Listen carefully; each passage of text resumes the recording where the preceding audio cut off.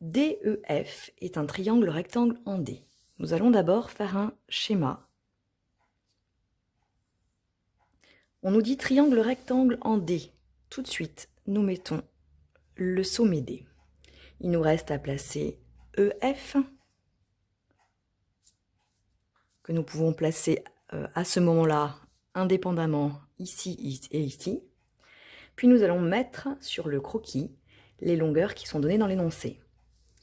DE 7 cm, DF 13 cm. Et maintenant, nous allons pouvoir raisonner. On nous demande la dernière longueur et nous avons un angle droit. Nous allons dessiner les carrés d'appui et calculer les aires. Pour cela, j'avais conseillé de changer de couleur pour se souvenir qu'on raisonne sur les aires. Les deux aires que nous pouvons calculer, c'est celle du petit carré, 7 cm x 7 cm, 49 cm², 13 cm x 13 cm, 169 cm². Je rappelle que nous pouvons utiliser la calculatrice avec la touche qui permet d'obtenir le carré. Le théorème de Pythagore nous dit que puisque nous avons un angle droit, l'aire du petit carré et l'aire du moyen carré est égale à l'aire du grand carré. Ici, nous allons additionner et nous trouverons 49 plus 169, 218 cm². 218 cm², nous cherchons maintenant à trouver la longueur. Et pour trouver la longueur, nous allons faire racine de 218.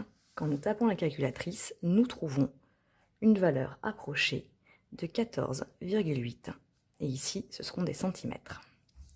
Voilà, l'exercice est résolu. Il s'agit maintenant de donner la rédaction. Pour cela, nous devons annoncer à notre lecteur que nous allons d'abord utiliser les carrés. Donc j'ai déjà préparé un modèle.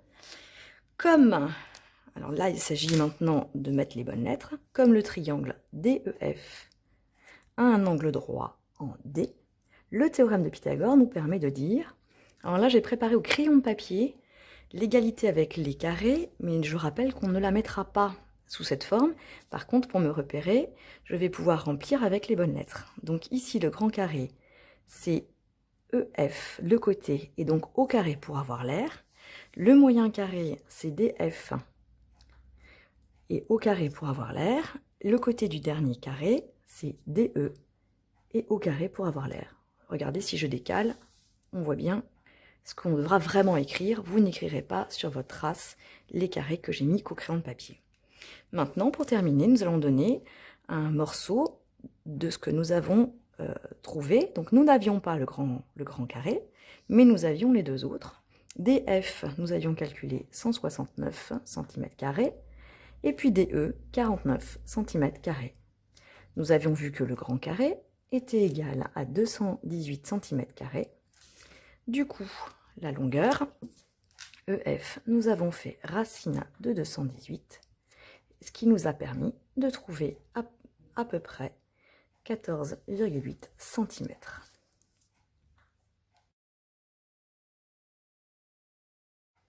Exercice 2. HOJ est un triangle rectangle en H. Je me dessine tout de suite mon croquis. On m'a dit triangle rectangle en H. Je mets déjà le H. Il me reste à placer OJ et les valeurs. Donc les valeurs HO 24 cm, OJ 25 cm. Et on me demande la longueur HJ. Nous allons placer le petit carré, le moyen carré, le grand carré. Nous allons calculer les aires des carrés. 24 x 24, 576 cm². 25 x 25, 625 cm². Comme nous avons un angle droit, le théorème de Pythagore nous dit que l'aire du petit plus l'aire du moyen est égale à l'aire du grand. Nous allons ici faire une soustraction et nous obtiendrons 49 cm². Quand on connaît ces carrés, on se rend compte très vite que ça va être 7 cm. Sinon, on pourrait appuyer sur la touche racine et on trouverait cette fois-ci exactement 7 cm. Comme tout à l'heure, il convient de rédiger Donc, il s'agit maintenant de mettre les bonnes lettres par rapport à cet exercice. Nous avons le triangle HOJ qui est rectangle en H. Nous utilisons le théorème de Pythagore. Le grand carré a pour côté OJ. On met au carré pour avoir l'air. Puis ensuite, nous avons le moyen carré qui est HO de côté au carré pour avoir l'air. Et le côté du petit CHJ au carré pour avoir l'air. Ici, nous avions trouvé le grand carré qui est égal à 625 cm². Nous avions OH qui est égal à 576 cm². Et on nous demandait HJ au carré. En tout cas, c'est pour l'instant ce qu'on peut calculer. Nous avions fait une soustraction pour trouver 49 cm². Et là, nous passons au calcul de la longueur. Donc, l'utilisation de la racine, si vraiment nous n'avons pas repéré que 7 fois 7 est égal à 49. Et là, nous avons une valeur exacte de 7 cm.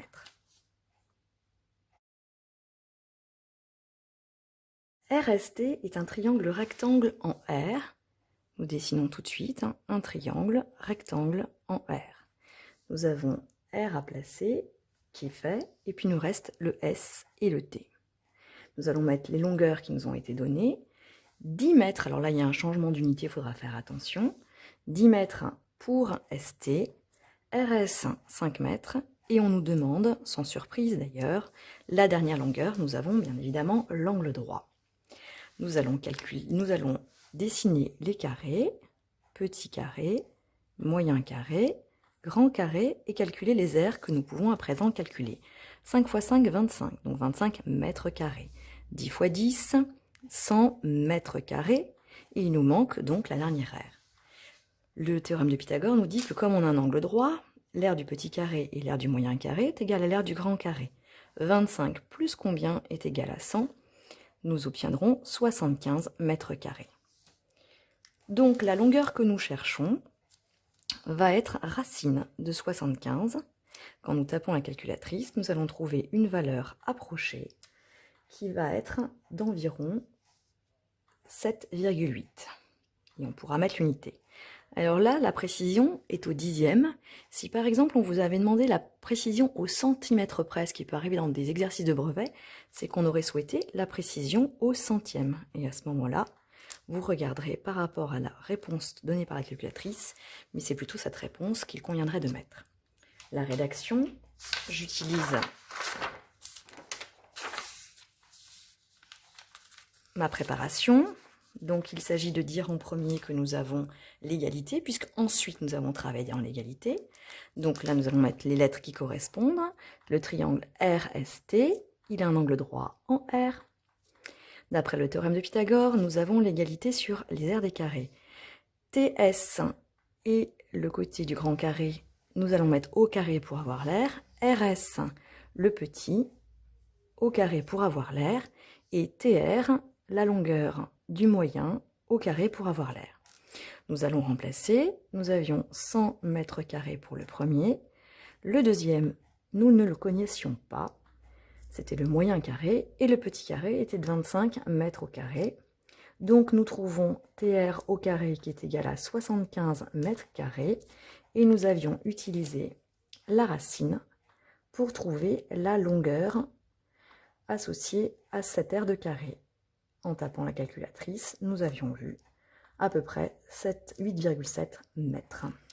Attention, unité et bien mètre.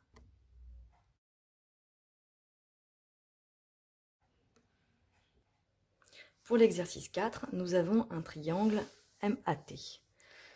Nous ne savons pas s'il a un angle droit. Nous savons que la longueur la plus grande, c'est MA. Donc on se prépare un petit peu à la manière d'un triangle rectangle, mais on ne sait pas pour l'instant. Et la longueur la plus grande va être MA. Nous allons mettre, donc s'il y a un angle droit, il sera potentiellement en T. Mais pour l'instant, nous n'en savons rien. Nous allons mettre les trois longueurs qui nous sont données. MT est égal à 4 cm, TA est égal à 5 cm et MA est égal à 9 cm. Nous calculons les aires des carrés, donc le petit carré, moyen carré, grand carré, 4 cm x 4 cm, 16 cm², 5 cm x 5 cm, 25 cm², 9 cm x 9 cm, 81 cm². Clairement, nous n'avons pas l'aire du petit et l'aire du moyen qui, ensemble, est égal à l'aire du grand. J'ai volontairement pris cet exemple-là parce que beaucoup d'élèves pensent que 4 plus 5, ça fait 9, et donc il y a un angle droit, mais pas du tout, puisqu'il s'agit de raisonner dans les aires des carrés. Maintenant, nous allons passer à la rédaction. Donc, nous sommes dans le cas où ce n'est pas égal, et j'ai préparé une trame pour vous montrer que c'est toujours le même fonctionnement. Nous allons montrer la présentation du calcul de l'aire du carré, du grand carré, puis la somme des deux autres, et puis là, nous savons déjà que ce n'est pas égal. D'après le théorème, il n'y aura pas d'angle droit. Donc ici, encore une fois, c'est un guide, mais il ne s'agit pas de redessiner ces carrés qui sont ici au crayon de papier. Donc nous avons MA au carré, 9 x 9, 81 cm², puis nous avons TM au carré plus TA au carré. Alors là, vous voyez, j'ai inversé. Je vais respecter pour vous expliquer de mettre le moyen dans le moyen et le petit dans le petit. Mais quand vous serez en train d'écrire, la question ne se posera plus. Donc le moyen TA au carré, le petit TM au carré, donc les aires des deux carrés. On présente 25 cm² plus 16 cm² égale 41 cm². Nous allons dire du coup que MA au carré n'est pas égal à la somme des aires des deux autres carrés. D'après le théorème, nous avons le triangle MAT qui n'a pas d'angle droit, donc qui n'est pas rectangle. Exercice 5. Nous avons un triangle THE, dont la plus grande longueur est TH. Donc, je dessine un triangle, petite longueur, moyenne longueur, grande longueur, et on me dit que TH est la longueur la plus grande, donc si jamais il devait y avoir un angle droit, il serait en E. Je donne toutes les longueurs sur mon croquis dont je dispose, et je dispose des trois. 41 cm, 40 cm et 9 cm. Je vais dessiner à présent les carrés, le petit carré, le moyen carré, le grand carré. 9 x 9, 81 cm². 40 x 40, 1600 cm². 41 x 41, 1681 cm². Et là, on voit très facilement que l'aire des carrés du petit et du moyen est exactement égale à l'aire du grand. Encore une fois, j'avais préparé le modèle de rédaction. Enfin, c'est une proposition de modèle de rédaction. Le grand carré, c'est TH au carré. Nous avons vu que c'était 41 x 41, 1681 cm². Le moyen TE au carré et le petit TH au carré, donc 1600 cm² plus 81 cm². Nous avons l'égalité, donc nous avons l'aire du grand carré, TH au carré, qui est égal à la somme des aires des deux autres.